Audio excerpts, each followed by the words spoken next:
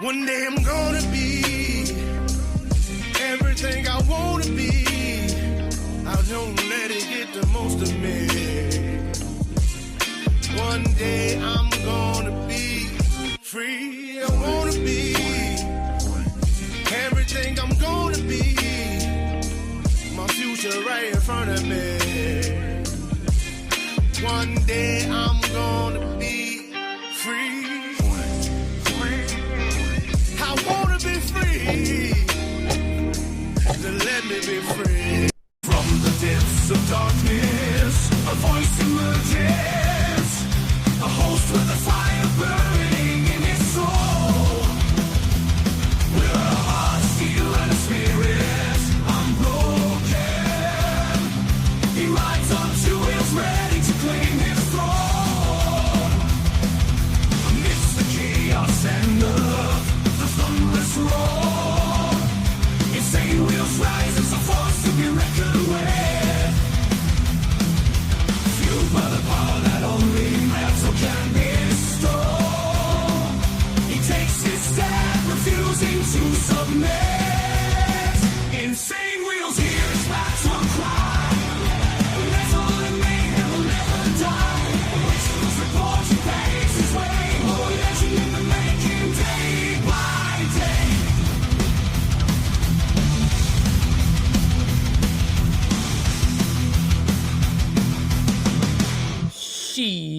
Good morning, ladies and gentlemen. It is a Topless Taco Tuesday. Great to see everyone in the chat, man. It is always awesome to hang out with you legends, man. So we have a big day today, as you guys can see, not only from the title, but what I said in the chat right before we started. Well, look, we are talking about a humongous Russia attack that they attacked Ukraine amid these renewed peace talks. And it's kind of crazy, but they just agreed, meaning Ukraine just agreed to the peace plan. So absolutely insane that I did not see that shit coming. Not even joking. I just didn't think that was going to happen. So it's being reported on right before we hit go live this morning. It was instantly coming out. So we've got a huge lineup for you guys. So let's go ahead and get into this. We're going to talk about a little bit about the Pentagon investigation that I actually brought up yesterday. But nonetheless, we have a whole bunch of shit we're going to be covering this morning. So, and I couldn't fit it into the title. So there was some things that happened after our live stream yesterday. Since I've seen you guys, a lot of things have happened in the news. So judge dismisses James Comey and Letitia James indictments. As you guys already do know that happened like 2 days ago or something. Nonetheless, it's in the media. Caroline Leavitt takes questions on Comey, Mark Kelly, Ukraine, and more. As you also probably know, you probably saw this if you're on social media, YouTube or whatever, Doge does not exist anymore, according to report. Yes, it has been disbanded like 8 months prior before it was supposed to end, but nonetheless, they ended it. Attorney General, state leaders talk crime reduction, and Memphis Safe Task Force. That was something that I had brought up yesterday in the very beginning of the show and saying we probably won't be able to hear Pam Bondi actually do that speech because most likely she was going to do it later during the day, and she sure did. So we have that for you guys. We also have an update on the whole cruise, the Carnival Cruise story. We have an update on that. Cruise ship death, Anna Kepner's grandparents speak out. So I guess her grandparents are going to speak out to the nation, as well as Trump plans trip to Beijing and state visit for President Xi in 2026. That is the president over there for China. And then we have the Pentagon probes Senator Mark Kelly after illegal orders video. As you guys also saw, I actually, when I presented that, I hadn't even seen or saw that video before. So it was definitely, it was wild to watch though. Russia launches deadly strike on Ukraine amid renewed peace talks. This happened 2 hours ago. 2 hours ago, they were reporting on this big deadly strike on Ukraine. And then just now they said Ukraine agrees to the peace plan. So anyways, I don't know how to say this, but you know that big jewel heist that happened over there? And like, I can't remember if it was like, I can't remember. It's Paris or something like, I don't know. Anyways, Louvre jewel heist, 4 new arrests made. And we've been following that storyline actually since we started seeing that originally come out. And then just an hour ago, I mean, under an hour, Ukraine agrees to peace deal. So that is our lineup for this morning. We got a pretty big one. Hopefully everyone's enjoying themselves. Great to see. Oh yeah, at the Lou. Nice, bro. I see you. Anyways, much love, honor, respect to everybody. Hopefully everyone's enjoying themselves so far. I definitely know that we are. Let's go ahead and do our call to actions real quick before we get into it. Make sure you guys hit that like button. It helps out the show immensely, and it's free to do so. Also, if you guys are brand new to the show, make sure you guys hit that subscribe button because it's also free. But please consider becoming a member starting only at $2.99 a month. We're making sure we're not breaking the bank out there with anybody. But check it out. This is what allows us to keep these lights on as well as be on these airwaves. So I very much appreciate you guys becoming members and staying members. Little side note, follow my Instagram at BallValveTV, where I post everything behind the scenes of not only my life, but as well as the show, Millennial Food Time, breaking news, all that great shit. It's a great way to get a hold of me one-on-one as well. We have a Discord server in the description box down below of every single live video. And by the way, we have the majority of you guys in there. We have like 98% of you guys, but we need the remainder 2%, man. Last but not least, all super chats, super stickers, gifted membership signups are of course all going to be presented live onto the show and shouted out. But if you guys would like to skip that YouTube 30% brutal cut that they take from your hard-earned cash, well, then we have these platforms right here that you guys can donate to. And of course, I will read out anything that comes our way. We've just like a super chat, and I've got my email up, so I'll be waiting for that. Anyways, let's go ahead and get right into it, man. Great to see everyone in the chat. We got Motobomb. By the way, humongous W for Motobomb for the raid this morning, my man. Thank you for that. Great to see you in here. We got a Grillipus saying, she. Great to see you as well. We got Bree Rodriguez as well. Good morning to you. Great to see you in the chat. Steve Easy. Shit, just opened a beer for the show. Man, that makes me feel like I need to grab a beer now. That's not good. See, that's bad influence on me. We got Prez in the building as well. Good morning to you. We got Sick Bastard. Shit. Always great to see you in the chat as well. We got Josh Phillips up in here as well saying, what's up, Mike? What's up? What's up? What's up? Great to see you in the chat. We are, nice to see you on the Facebook side. We're over here on YouTube primarily, so... Crystal, great to see you in the chat, man, as well as Glare. Mike, it's pronounced Lou. Got you. Okay, so Lou. That's how you say it, Lou. How is it spelled again? Levere? Yeah, that's what happens when you're illiterate. So feels ultra bad. We got David in the building. Australia in the house right here. Great to see you, and shout out to Australia. We got Liquored Up with Poncho as well as Dwayne. Good morning, gentlemen. We've got 18. We got Pitbull in the building, my man. Great to see you in the chat, man. Over there in England. Hopefully you're enjoying your afternoon so far. We got Tiffany Lance as well as Taylor. Good morning, ladies. Hopefully you're enjoying the morning as well. We got Mountain Woman as well. Good morning to you. Two Wheel Jesus as well, man. All right, we're going to have to pretty much get right into this shit, man. You guys are legends in here. We got Wyatt as well as Beezer. Good morning, guys. SNS, thank you, guys. Steve Posey, good morning, good morning. All right, let's go ahead and get right into this craziness of a morning. We're going to start off with Judge dismisses James Comey as well as Letitia James indictments. This happened like 2 days ago, and then it hit the media yesterday. So after our show yesterday morning. So let's go ahead and bring this up a little bit and talk about Andy Mack. We're following some breaking news as a judge on Monday officially dismissed the criminal charges against former FBI director. Shit, David, I bet.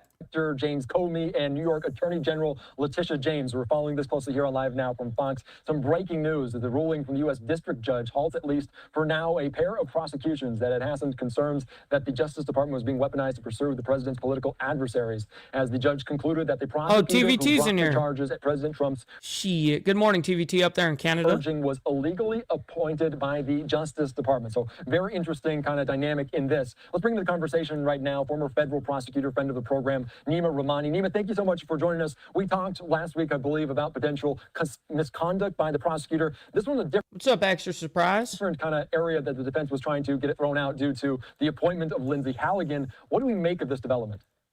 It's a huge development today, Andy. Probably one of the biggest decisions involving Shit. Why are you gay? Just saying. the Constitution's appointments clause. And this is what it says. So going back to our political science, U.S. history in high school and college, we know that certain officers of the United States, they have to be appointed by the president and confirmed by the Senate. Obviously, there's been some gridlock in the Senate. So the law does allow for interim appointments of U.S. attorneys. So the U.S. attorney is the head prosecutor in any judicial district. And the law says that there can be an interim appointment for 120 days. That appointment can be made by the attorney general. After that, if there is no Senate confirmed nominee, then the district judges in that district get to choose the U.S. attorney. So what happened here, Andy, is you have Lindsay Halligan. She is the second interim U.S. attorney for the Eastern District of Virginia. Why does that matter? Well, the first appointee, his name was Eric Siebert. He was appointed. He was actually ultimately appointed again by the judges in the district, but he resigned rather than. I want to read this real quick because he's gone into like super. Let's see if they say anything here. A federal judge dismisses the indictments against Letitia James and James Comey on Monday. Now, I wish they would actually show the name of the federal judge that does it and where they're from. Against Letitia James and James Comey on Monday. So it was yesterday that it happened. Former federal prosecutor Nima Ramani joins live now from Fox to discuss the latest. This is a major blow to the Trump administration Department of Justice attempt to indict many of the president's former political enemies. Present the Comey charges to the grand jury. So when Halligan was the second U.S. attorney appointed on an interim basis. Oh, shit, we got Brother Beezer coming in with the 5 gifted memberships. Let's go, bro. Thank you for not only helping me, but you're helping someone in the Breakfast Club, 5 others, man. I very much appreciate that. Thank you so much. Her appointment was challenged. Feels ultra good. And the judge in this case ruled that because it's a second appointee, that violates the appointments clause of the Constitution. Can't do that, right? It's the judges that have the authority to decide who's the U.S. attorney if the Senate and the president can't get their act together. So because Lindsay Halligan's appointment was unlawful, and because she personally went into the grand jury and presented the charges against Comey and presented the charges against James, all of her actions were void, and those indictments have to be What's TOD? dismissed.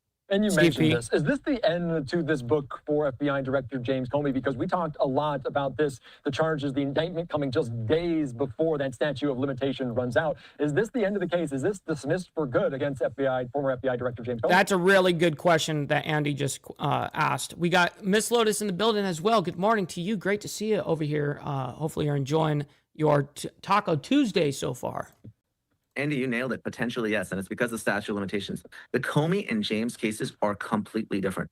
Unless the government wins on appeal, and believe me, they will certainly appeal to the Fourth Circuit and likely the U.S. Supreme Court because this is a constitutional issue. Appreciate that, David. The James Comey indictment can't be refiled because the Department of Justice waited until the 11th hour, just days before that 5-year statute of limitations was going to run. Because this indictment is void, they can't go back to the grand jury and get a new indictment. Now, the James case is very different. They still. Oh, interesting, Steve Posey. I have not heard that. Have time. Another prosecutor who's validly appointed can go refile those cases. And Letitia James doesn't have the same statute of limitations argument. So as far as Comey is concerned, this is a huge win potentially. The case may be done. Letitia James, not so much. Again. So Letitia James is still subject to get the smoke a little bit. But when it comes to Comey, that's a big negative. All right, so you guys know that is happening. Caroline Leavitt came out and spoke to the press yesterday, I believe. I think, meaning that she was, I know it was yesterday, but I think she was talking to the press in particular here.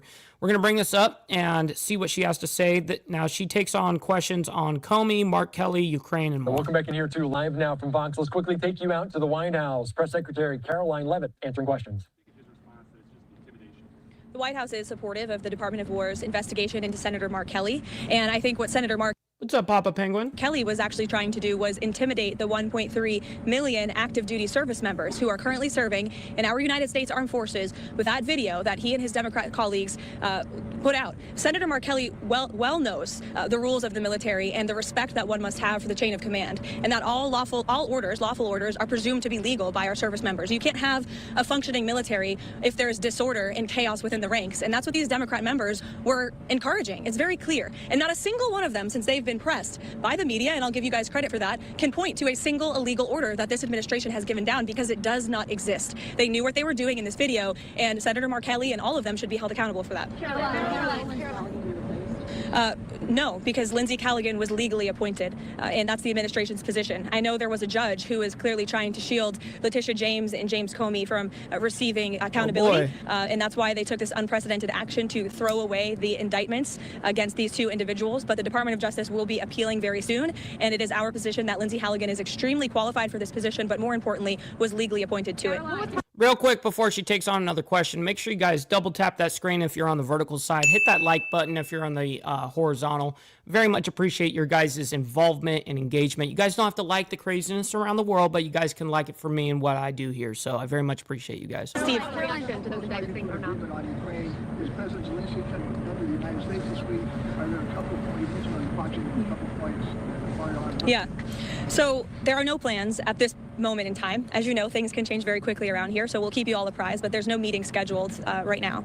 As for where we are, I spoke with Secretary Rubio at length. I spoke with the president as well. Everybody inside feels optimistic about what happened and transpired yesterday in Geneva. Secretary Rubio, Special Envoy Witkoff, the whole team really worked through the What's up, Rabbit of Chaos? Great to see you on this Topless Taco Tuesday. Great to see you. Points of that 28-point peace plan that the United States authored with input from both sides, the Russians and the Ukrainians. And ultimately, the vast majority of these points have been agreed upon. The Ukrainians have worked on language with us together, and you heard that from their delegation directly yesterday. So we feel as though we're in a very good place. Of course, we have to make sure that all of these points are agreed to, and then, of course, we're going to have to make sure the other party in this war, the Russians, agree to them as well. But I think the president deserves a great deal of credit for the amount of energy and effort he's put into trying to bring these two sides to an end of this war. He wants to see this killing stop. As for any deadlines, he wants to see this end as soon as possible.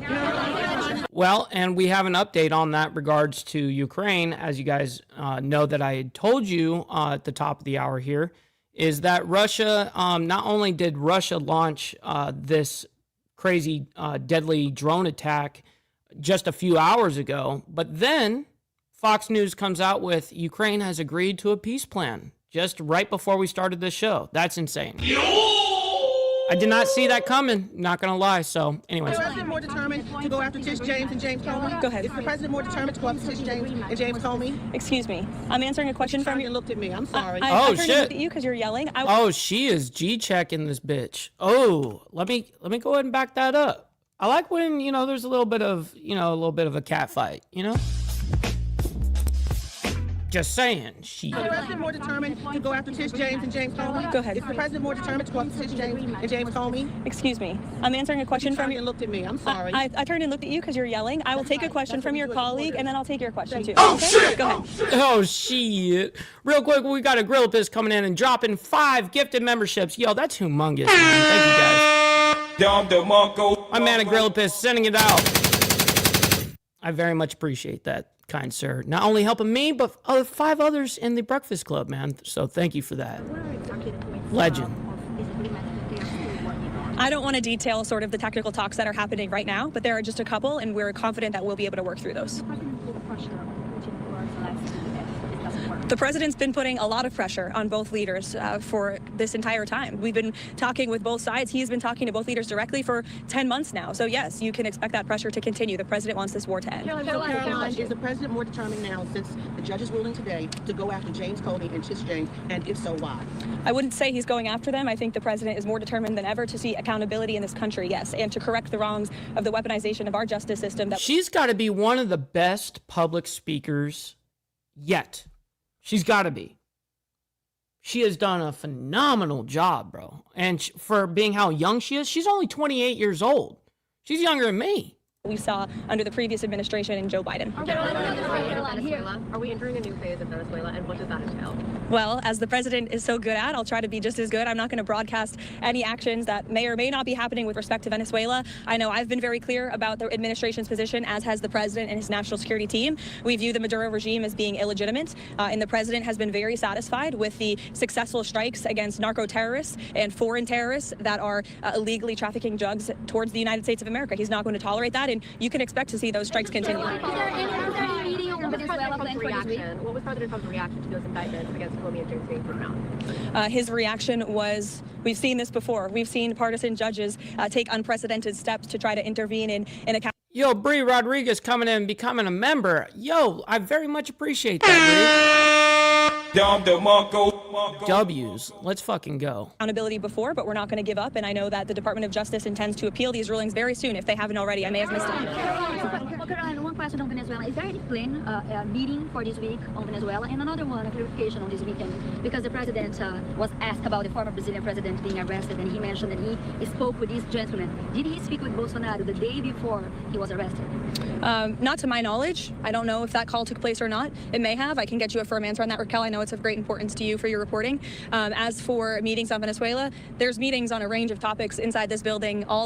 I'm sure of that. I mean, we're ready to go with Venezuela right now. The time, and the president is constantly apprised of what's going on in the world, what's going on in the news, and he's very well written into all of the things that his team are working on. All right, that's enough because we got a huge morning, I think, and we have a lot of updates from different subjects here that she was actually talking on. So I don't want to give you necessarily old news here when I have the updated news here. So anyways, just go ahead and know that that was happening yesterday after our show, as well as something that happened after our show yesterday was Doge doesn't exist anymore, according to report. Now, I saw that, I think, Monday early morning. Maybe it was right after. It had to have been right after I had saw that. And they disbanded like 8 months before their scheduled date or something like that. So we're going to go ahead and talk about that. Let's go ahead and bring that up right now.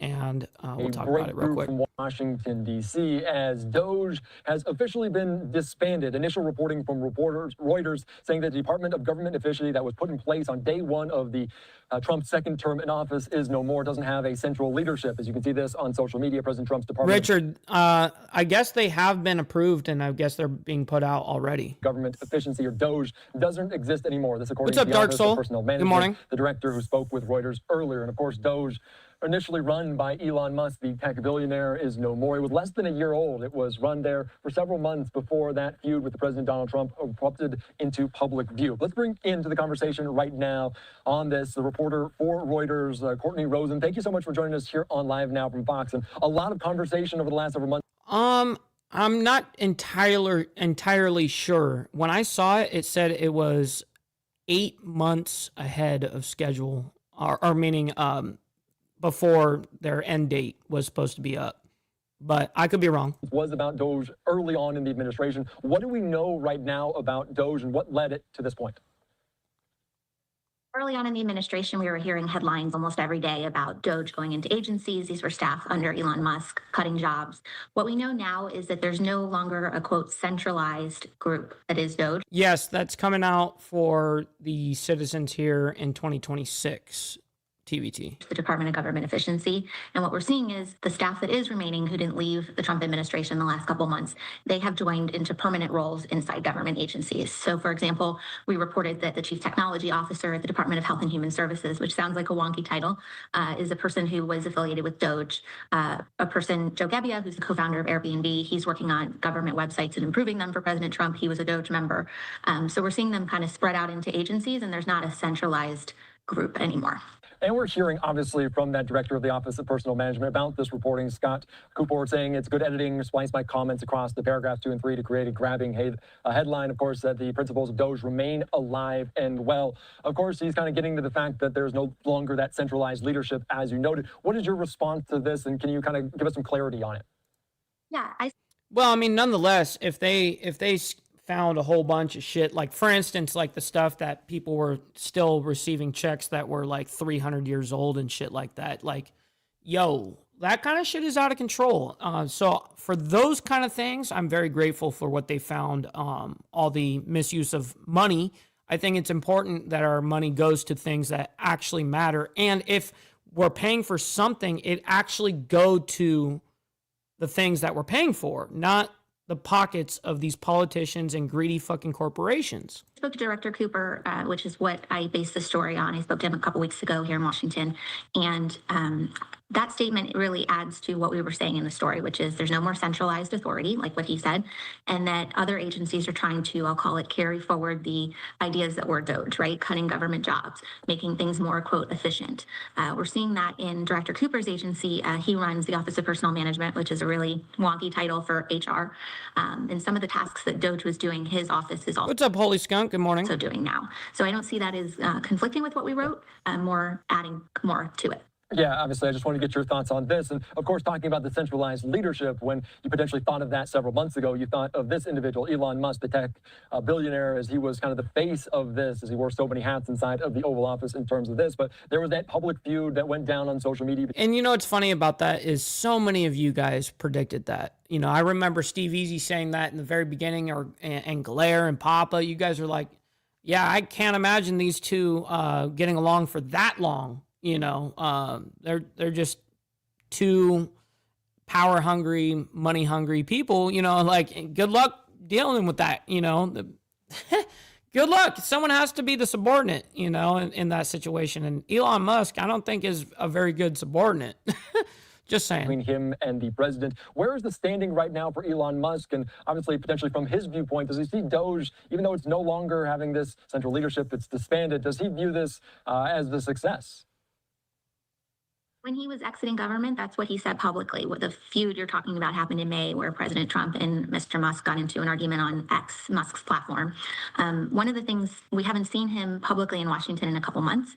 And one of the changes in the last week or two is Mr. Musk came to Washington for the meeting with the Saudi Arabian Crown Prince. And that's what I thought I thought he was there for that. And I kind of just noted that in my head personally, because I saw him in one of the frames. I was like, oh shit. Elon's there. Yes, is the initials we call him. So he was in town for some of those events, as was President Trump, who was leading them. So we're starting to see him, I'll call it, reemerge in Washington. But he certainly doesn't have the same role that he had at the onset of the second Trump term. And of course, this DOGE was put in place. It was really laid the groundwork on the campaign trail for Donald Trump. It was instituted on day number 1. It was not expected to be a permanent operation, correct? That's correct. And can you kind of showcase any? Yeah, that's crazy. I don't understand how teachers would be considered non-professionals, and same thing with nurses. I would absolutely consider that professional career on both sides. So I don't understand the reason for changing the nomenclature. I don't understand that. More of this, because obviously it's less than a year old. There's only 8 or so months left on it. What was the timeline of those supposed to be? It was supposed to last through July of 2026, and we know that because President Trump signed a directive in his first days in office that said, I'm establishing DOGE, the acronym for the Department of Government Efficiency, and I'm setting it up as a temporary organization to last through Independence Day in 2026. So the fact Independence Day 2026. So that's when it was supposed to go. Wow. Interesting. So it is in July it was supposed to end. And that's essentially where I was waiting out this video to figure out that question right there, because I saw it was something like that. All right, so we're going to go ahead and move on, though. We had Attorney General Pam Bondi speak out yesterday. State leaders talk crime reduction and Memphis Safe Task Force. Now, I'm not going to go ahead and spend a lot of time on this. We're going to go ahead and kind of breeze through this, and I may even skip through a couple of things because we do have some big breaking news regarding Ukraine that I'd really like to get to. So, nonetheless, let's go ahead and get to this real quick. Thank you all for being here today. And thank you to our HUD Secretary, Scott Turner, for your partnership in restoring American communities. Our goal is not only to make Memphis safe, but make Memphis beautiful again. And we're grateful, Secretary, for your partnership. I also want to thank Governor Bill Lee. I hate how they always start off with, like, thanking the world. Like, God, you don't have to list off every person. Come, please. I want to thank U.S. Marshal Director Gowdy No, Sorrell. she's still doing it. In the entire country. Memphis's total crime rate was 3. Go to church, honest American deserves to be safe. That's our objective. The people of Memphis deserve to be safe. Every American deserves to be safe, to go to the grocery store, to take their kids to school, to be able to go to church on a Sunday without fear. In 2024, Memphis had the highest violent crime rate, the highest in the entire country. Memphis's total crime rate was 344% higher than the national average. No longer. 344% more than the national average? Damn. to the leadership of President Trump and our dedicated men and women in law enforcement. This surge in Memphis has dramatically dropped crime. The numbers tell the story themselves. They are undeniable. The last 56 days that we have had this surge compared to the same 56-day time period a year ago shows murder is down 48% in just 56 days, sexual assault down 49%, robbery down 61%, overall serious crime down 45% here in Memphis. We are reversing the trend. Since President Trump ordered federal law enforcement officers to surge Memphis, 121 children have been located and returned to safety. Those are 121 children who were reported missing and endangered. Damn. Real quick, we got Mr. in the building. Shout out to my man. Good morning and great to see you in the chat. They have been recovered. More than 3,100 arrests have been made, including 327 known gang members, 501 firearms seized off the streets of Memphis. We have filed federal charges against approximately 150 people. Michael, is that right? As of today, 157 federal charges have been filed. Tolerating crime is a choice. This administration chooses law and order and making America safe again. President Trump chooses to protect the good people of Memphis, every neighborhood, and every family. Unfortunately, the safety of our community has been compromised by some judges who continue to obstruct our efforts. I wish they are all watching this, and I hope they're seeing what we're doing here in Memphis. We will not coddle violent criminals at the expense of law-abiding citizens. We will use every legal means in our disposal to make America safe again and to keep Americans safe. In Memphis and in Washington, D.C., and every city across this country, our message is clear. If you're committing violent crimes, if you're committing any crime, we will find you, we will bring you to justice, and we will protect the law-abiding citizens in this country. I want to thank all of our agents again. We're here today because it's Thanksgiving week, and we know all of you are out there protecting all of us.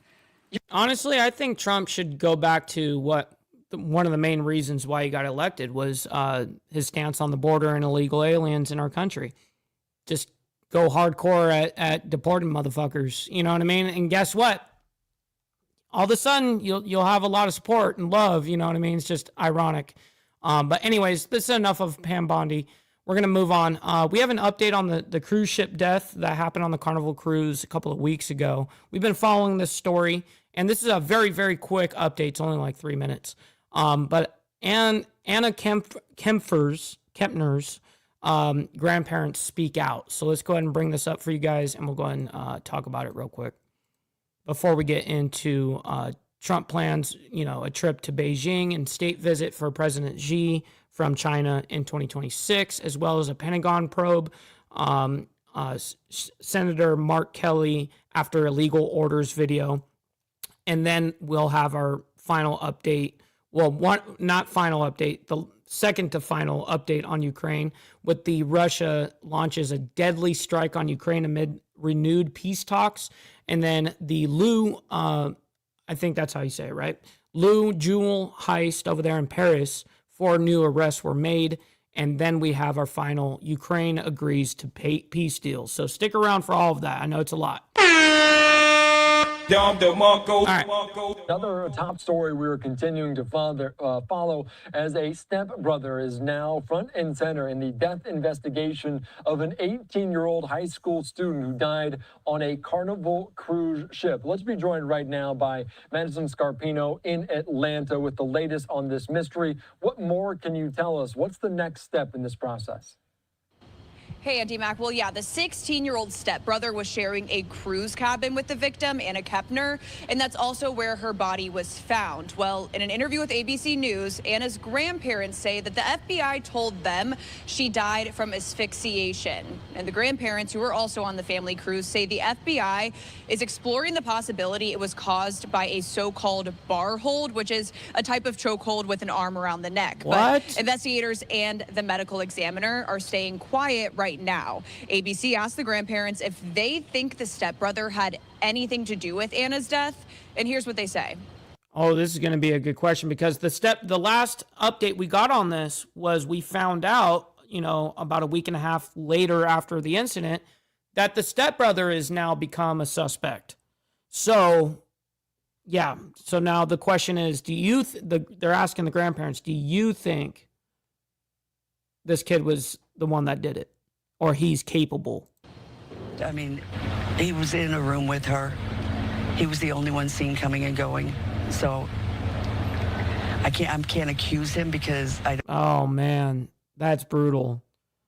She answered basically yes. Yes, he I think he did it, and she's like, the facts are the facts. He's the only one that was in and out of that motherfucker. We probably have all that list of everyone that's come in and out of that room because the cameras and shit. It was only the stepbrother. Brutal. Don't know what happened. And then she is found dead under a bed with a life jacket and a blanket covering her body. Happened in that room, but the summation would be that he did something. The grandmother also saying the stepson told her he did not remember what happened the night of Anna's death. And she also says that he was a, quote, emotional mess while interviewing with the FBI. We learned through a court motion filed last week in the stepmom's custody case that her teen son is considered to be a suspect in Anna's death, and he could soon be facing charges. Now, this all comes after a housekeeper discovered the cheerleader's lifeless body shoved under a bed in the cabin earlier this month, reportedly wrapped in a blanket and covered by life jackets. Brutal. Cruise ships are loaded with cameras. They have cameras everywhere. When we may not. That's exactly what I was getting at. I'm like, where's the fucking camera footage? Where's the camera footage of who's going in and out of these rooms? They have it. I know they do. Have cameras in the room, but we're going to know the time of death. We're going to know who was. Well, it doesn't necessarily need to be cameras in the room. It's cameras of who's going in and out of the room. That's what actually matters. You can see when she goes into the fucking room, right? And if it's only one person that goes in that room and then he leaves, or she, or whatever, the suspect, and then the person's dead. All right. What does the autopsy say? Did you die from suffocation? What'd you die from? Whether the death. And we have. And obviously, someone tried to hide it because it was under a bed with covered with life jackets and fucking a blanket. Out to the attorneys for both Anna's stepmother and her father, and are waiting to hear back. Back to you. All right, thank you so much. And obviously, one of the main questions that I think about is he was hiding the body because this cruise ship is traveling through different waters to different ports. Can you give us some insight into what's up, Carrie? Good morning to you. That who has potential authority if there are charges brought or anything happens? So because, as you mentioned, this did happen supposedly on international waters during that Carnival cruise ship, it would be the FBI handling this investigation. And since all the signs are pointing towards the 16-year-old being the suspect, the fact that he's a minor probably is. And it's brutal because they were both minors. Playing into the fact that we still have not seen any charges yet, if he is in fact charged with this crime. Correct. Yeah, there's a lot of potentially finger pointing out there for this. What is Carnival Cruise saying about this? Have we heard any statement? No, they're not gonna. They're just gonna say how they're saddened by the situation. Are they being cooperative with authorities? Of course, they're gonna cooperate.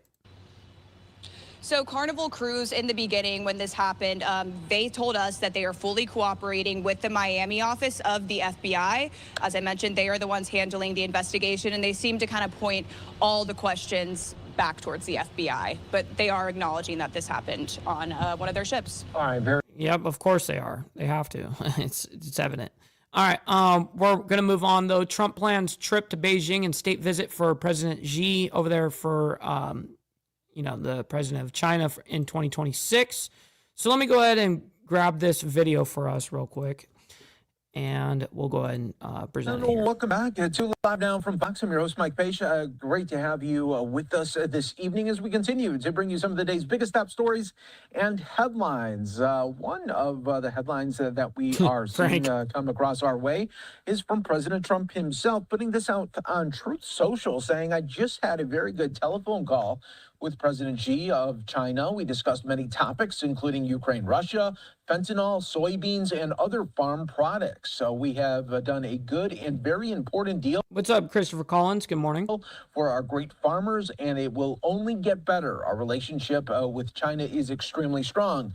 This call was a follow-up to our highly successful meeting in South Korea 3 weeks ago. Since then, there has been significant progress on both sides in keeping our agreements current and accurate. And now we can set our sights on the big picture. To that end, President Xi invited me to Beijing in April, which I accepted, and I followed through where he will be my guest for a state visit in the U.S. later in the year. We agreed that it is important and we communicate often, which I look forward to doing. Thank you for your attention to this matter. So yeah, it was a big announcement by President Trump. Trump made the announcement after he spoke with the president by phone nearly a month after the two leaders met in person in South Korea, saying that they discussed issues including Ukraine, fentanyl, and purchases of American. I absolutely have to agree with this, Papa Penguin. Never fly a budget airline or take a budget cruise. 1,000% facts. W comment for the day. I absolutely agree. Soybeans. The emissions from each side signal that sticking points remain for the two superpowers, even as they highlight common ground following a series of talks to ease a trade war that has threatened the global economy. The conversation came as China-Japan relations have plunged to a new low following recent remarks from Japanese Prime Minister saying the military in Japan, a key U.S. ally, could get involved if China were to take action against Taiwan. The self-governing island that Beijing says must come under its rule.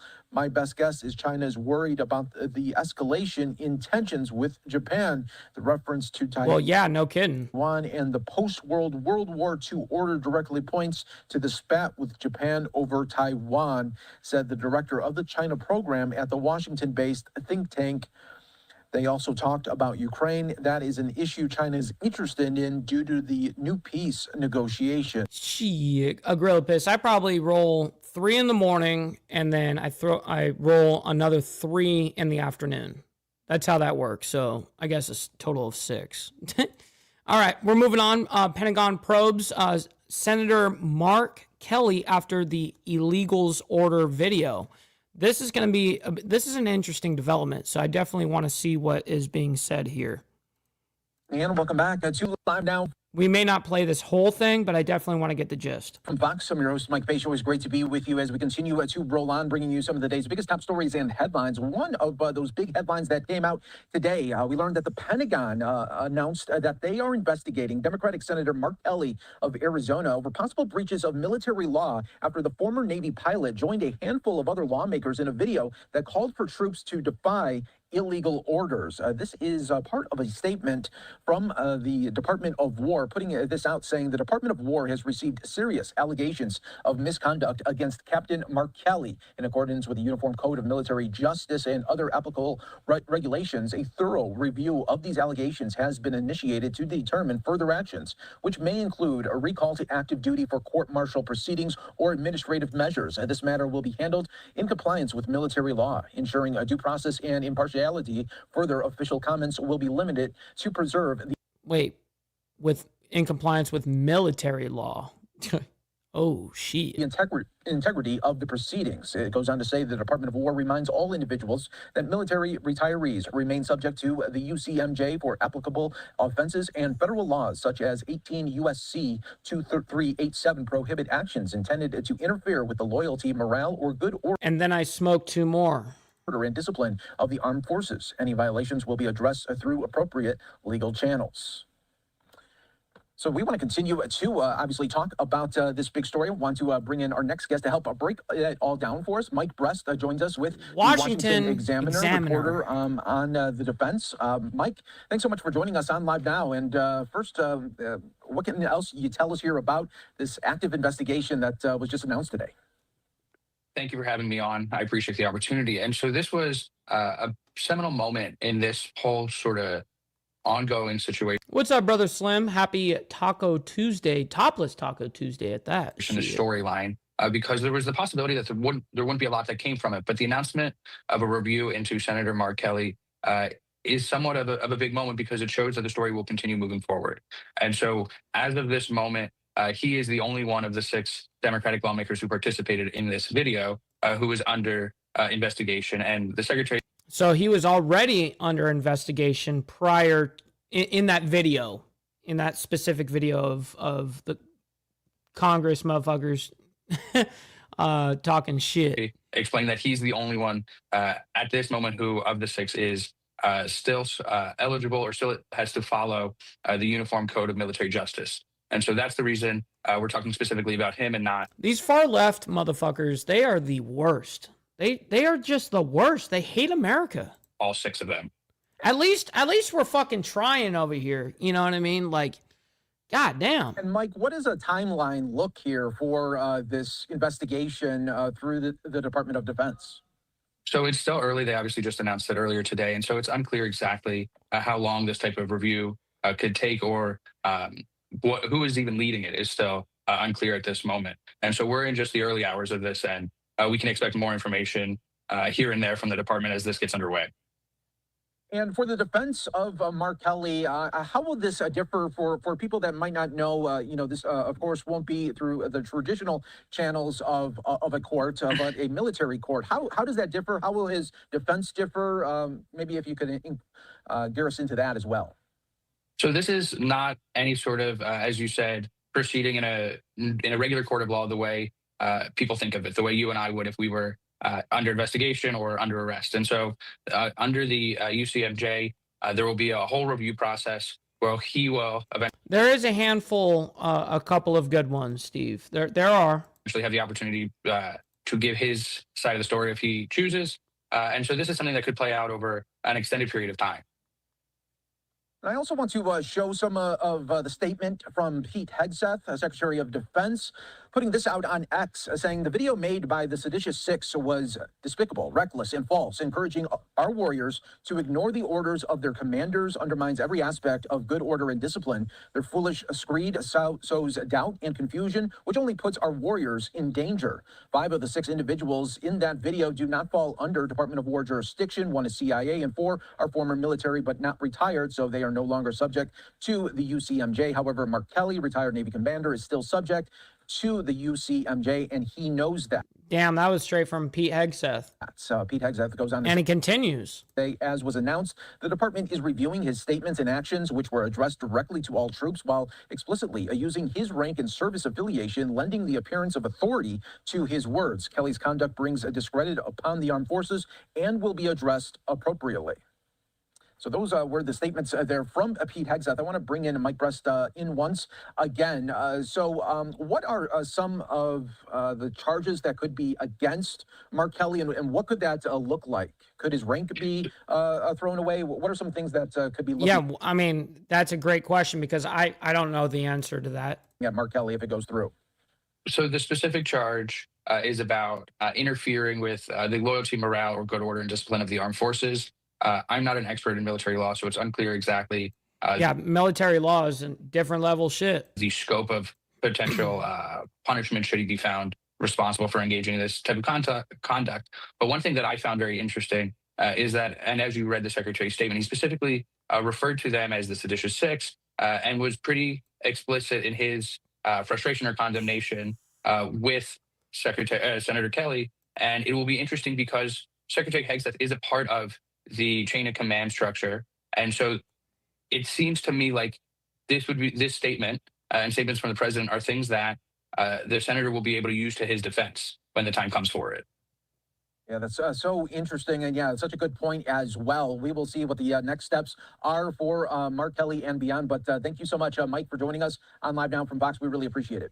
All right. That was actually, I'm surprised that I got through the entire thing there, but that was very interesting. And he kept asking good questions here.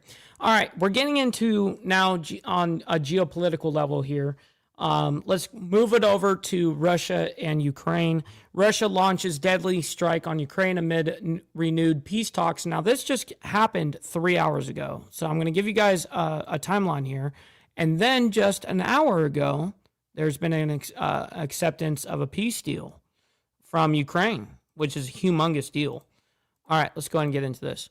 Good morning, everyone, and thank you all for joining us here at Live Now from Fox on this Tuesday, November 25th. My name is Karela Hara. I'll be with you throughout the next several hours as we continue to follow some of the big breaking news stories, also showcasing live events and live looks from around the world. We do want to start with some breaking news developments from overnight as Russia has struck Ukraine as those peace talks do continue. Taking a look here at some of those live images that we have of the aftermath. So Russia launching a wave of attacks on Ukraine's capital, Kyiv, overnight, with at least 6 people killed in the strikes that hit city buildings and energy infrastructure. A Ukrainian attack on southern Russia killed 3 people. I'm not sure what the context is to that, TVT. And damaged homes. That's according to authorities.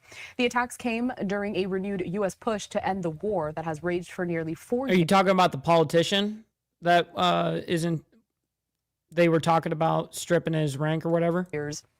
And talks about a U.S. peace plan. Army Secretary Dan Driscoll met with Russian officials for several hours in Abu Dhabi on Tuesday, and that's according to what a U.S. official told the Associated Press. I want to head over to this, a social media post from Ukrainian President Volodymyr Zelensky, in which he talks about this most recent attack. He says this, quote, "Right now in Kyiv, our first responders are working at the sites of Russian strikes. The main Russian attack overnight targeted the capital." I want to know how many, let's see, it says the main Russian attack overnight targeted the capital and the region, causing extensive damage to residential buildings and civilian infrastructure across the city. As of now, 13 people are reported injured and sadly killed, 6 killed. My condolences to all of their families and loved ones. There is also destruction in the Odessa region. The ports, food supplies, and infrastructures were hit with no military purpose whatsoever. They also struck Dnipro, Kharkiv, and some other cities and regions that I can't pronounce. The primary targets were the emergency sector and everything that keeps normal life going. In total, the Russians launched 22 missiles of various types, including aeroballistic ones, and more than 460 drones, most of them Russian, Iranian, Shahids. I think that's how you say it, Shahids or whatever.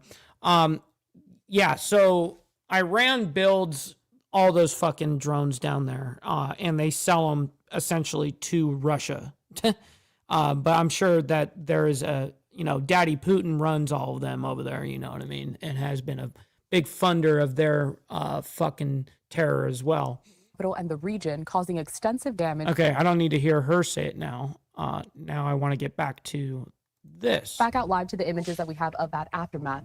The Associated Press also saying this, that the U.S. official who spoke on condition of anonymity to discuss these sensitive negotiations when it comes to that peace plan between Russia and Ukraine declined. Oh, I don't know the answer to that, TVT. Unfortunately, to give details on how long the negotiations would last or what topics were being discussed, but noted that the Ukrainians were aware of the meeting and all sides have indicated they wanted to reach a deal to halt the fighting as quickly as possible. Ukraine's President Volodymyr Zelensky saying late Monday that, quote, "the list of necessary steps to end the war can become doable" after progress was made in Sunday's talks between U.S. and Ukrainian delegates in Geneva. He said he planned to discuss these sensitive outstanding issues with President Trump. I also want to point to this, another social media post from the Ukrainian president. He says this morning, always appreciate you, Steve Posey. I spoke with Prime Minister of the United Kingdom, Keir Starmer. It was a good and very Here's Zelensky again. productive conversation. I thanked the Prime Minister for the condolences he expressed to the Ukrainian people. Last night, Russia launched another attack at a time when Ukraine, together with America, Europe, and many others around the world, are working virtually around the clock to stop the bloodshed. Following the meetings in Geneva, we see many prospects that can make the path to peace real. There are solid results and much work still lies ahead. Today, a meeting of the coalition and the willing will... I have not seen that yet, Prez. Maybe I'll tune into that maybe sometime today. I've been super busy lately. All my spare time has been wrapped up on this political campaign. Will take place. We have coordinated our positions and the priority issues for discussion, as well as some of our next steps and contacts. Those talks in Geneva happening over the weekend, where we did hear from U.S. Secretary of State Marco Rubio. He also echoed the sentiment that there was a lot of progress that was made during those meetings. Now, Russian officials have been reserved in their comments on the peace plan. European leaders have cautioned that the road to peace will be long. Okay, so the road to peace may not be that long because we have an update on that. That right before we went live, this came up.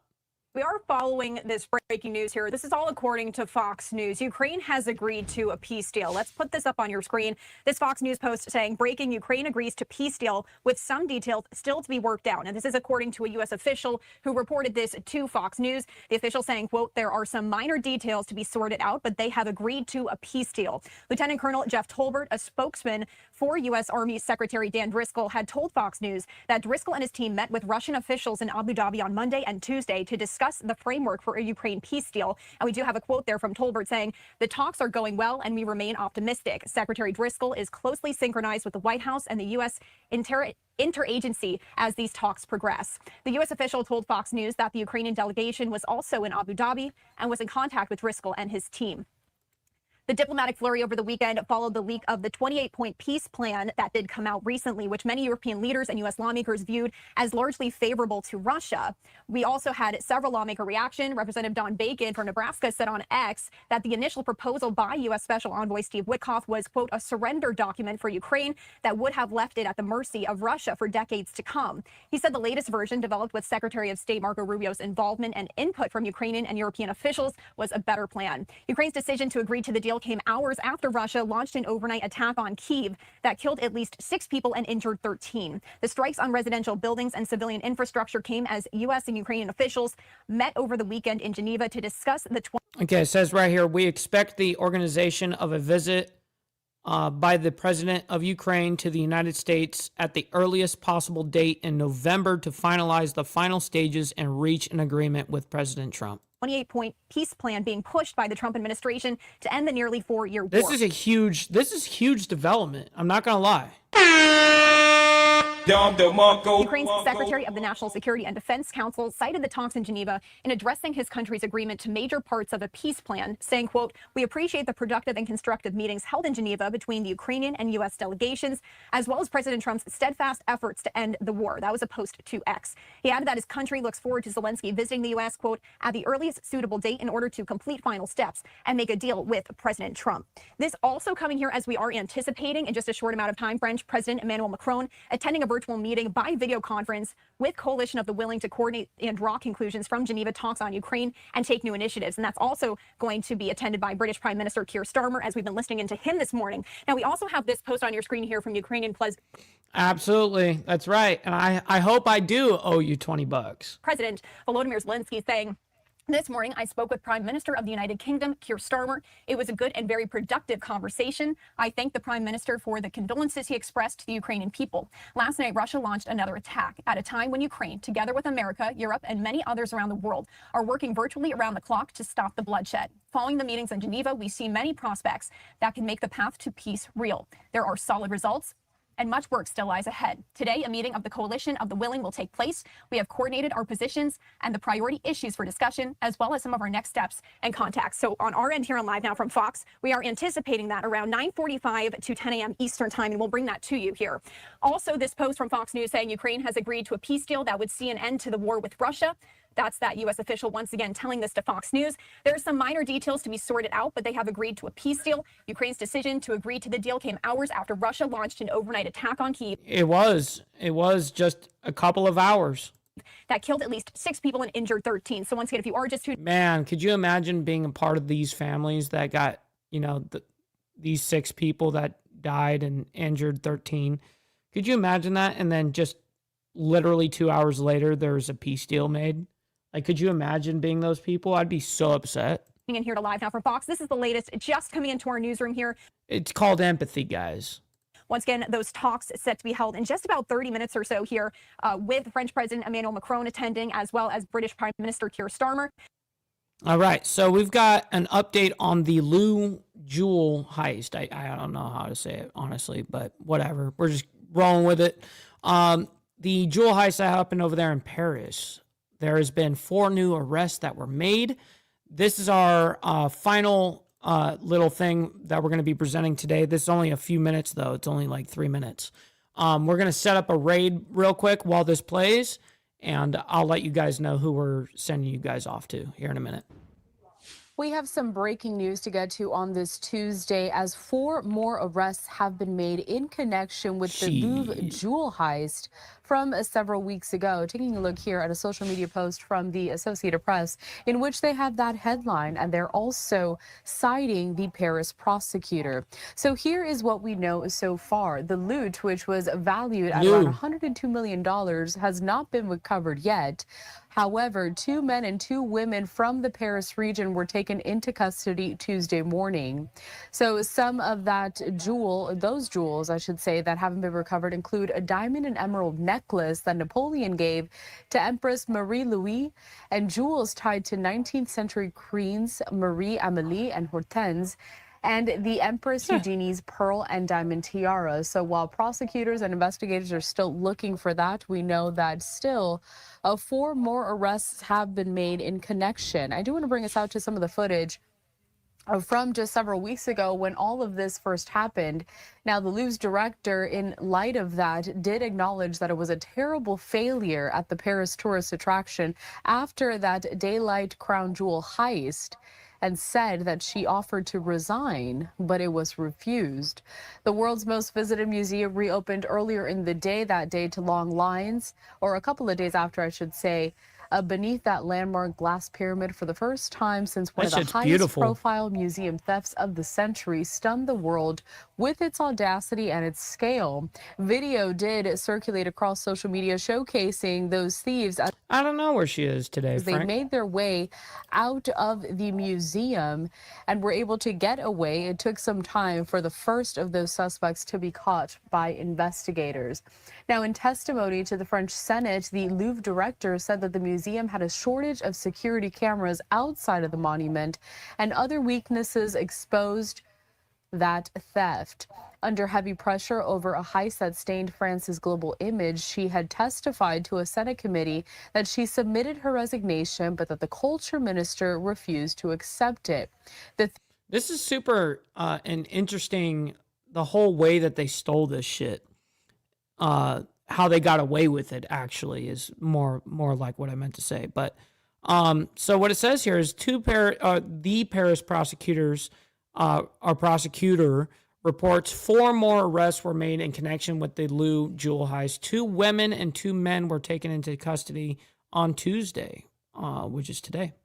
Thieves slipped in and out, making off with 8 pieces from France's crown jewels, a cultural wound that some... I just don't understand how they got away with it. I mean, they have like security like a motherfucker. Compared to the burning of Notre Dame Cathedral back in 2019.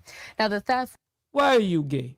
Why are you gay? Which occurred steps away from the Mona Lisa, again, valued at more than $100 million, and still some of those items have yet to be recovered.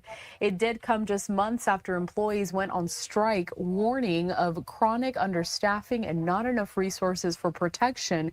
Damn. So they were striking because they weren't hiring enough motherfuckers. And then this whole thing goes down. Holy shit. Wow. Could you imagine how long they planned this shit out, though? Like, it had to have been, like, a crazy, where you go to the board and you, like, draw up your whole plan and it takes you, like, a year, whatever. It must be crazy. Anyways, fascinating shit.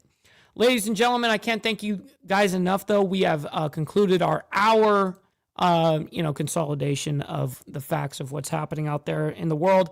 I can't thank you guys enough for your engagement, your guys' likes, hitting that like button, double tapping the screen on the vertical side, hitting that like. I very much appreciate that. And also, you guys in the live chat, man, I can't thank you guys enough for engaging with us as a community as we talk about these hardcore topics. And I hope that I'm able to make it somewhat entertaining and consolidated so that we have a lot of information we're pushing out every day, So listen, stick around. We're going to be rating our buddy Rob Knorr. Make sure you guys let him know. It's very special to me. If you guys can let him know, we're coming through with the Mike Ball raid. So anyways, with that being said, much love, honor, and respect to everybody. We'll see you guys here in tomorrow morning for more of the world's madness. Until then, God bless everyone. We'll talk to you guys very soon.